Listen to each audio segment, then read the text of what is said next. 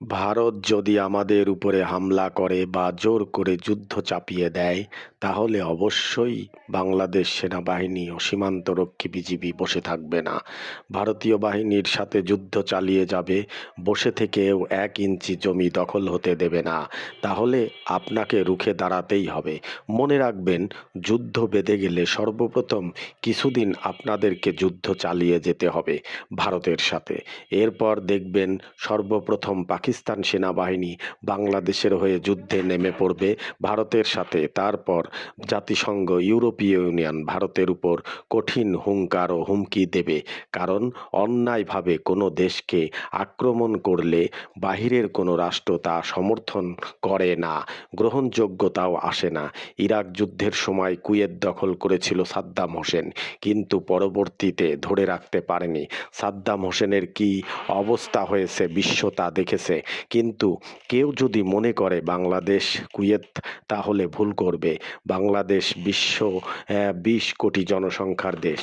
তাই সাধারণ দৃষ্টিতে যদি একটি গাজা শহরকে ধ্বংস করতে ইসরায়েলের এত সোলদার ব্যবহার করতে হয়, এত বিপুল অর্থ খরচ করতে হয়, এত যুদ্ধ বিমান ব্যবহার করতে হয়, তাহলে বাংলাদেশ 20 কোটি জনসংখ্যার দেশ, তাদের নিজস্ব সেনাবাহিনী, ডিফেন্স আছে, নিজস্ব সীমান্তরক্ষী আছে।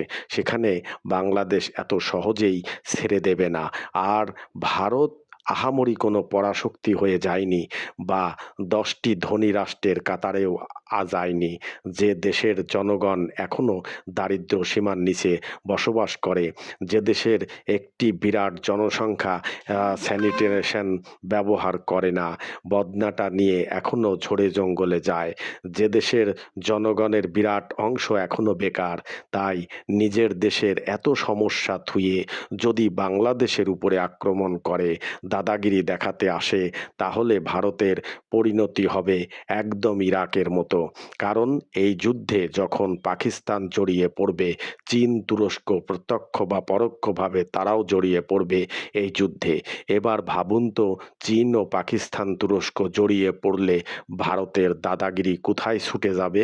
তাই ভারত যদি এই স্বপ্ন দেখে, আমি বলবো স্বপ্ন দেখার আগে আপনাদের পরিণতির কথা ভাবেন। কোথায় গিয়ে দাঁড়াবেন? ভারত ভেঙ্গে খণ্ড বিখণ্ড হয়ে যাবে।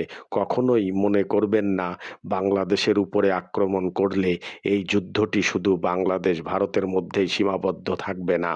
এই যুদ্ধটি ভারত ভাঙ্গার গলার কাটা হয়ে দাঁড়াবে, এবং ভারত তা সহ্য করতে পারবে না। আর বাংলাদেশ সরকারের এখনই উচিত পাকিস্তানের সাথে নিরাপত্তা চুক্তি ও চীনের সাথে নিরাপত্তা চুক্তিতে চলে আসা, যা পরবর্তীতে বাংলাদেশের উপরে যে কোনো কারুর কালো থাবা রুখে দিতে পারবে। ঠিক যেমন হয়েছে পাকিস্তান ও সৌদি আরবের মাঝে, এমনই চুক্তি করতে হবে বাংলাদেশের সাথে পাকিস্তানের।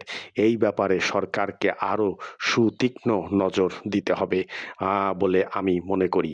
আমাদের দেশের 20 কোটি জনসংখ্যা, 40 কোটি হাত।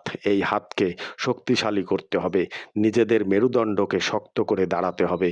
ভবিষ্যতের ভাবনা ভেবে বাংলাদেশ সেনাবাহিনীর ডিফেন্সের জন্য এখনই অস্ত্র আমদানি করুন। প্রয়োজন হলে বাংলাদেশের আর্মির মধ্যে একটি অ্যাকাউন্ট খুলুন। আমাদের বাঙালি প্রবাসী ভাইরা সেই অ্যাকাউন্টে অর্থ দেবে। এই টাকা দিয়ে অস্ত্র কিনুন। তবুও নিজের দেশের পতাকা, নিজেদের মাথা কখনো হবে না নতজানু। অবশেষে ভারত যদি বন্ধুত্ব প্রতিবেশী রাষ্ট্র বাংলাদেশের সাথে সুসম্পর্ক বজায় রাখতে চায়, আমরাও তাদের সাথে সুসম্পর্ক বজায় রাখতে চাই। যদি তারা অন্যায়ভাবে দাদাগিরি দেখাতে চায়, আমরাও তার সঠিকভাবে জনগণকে সাথে নিয়ে বাধা দিতে চাই।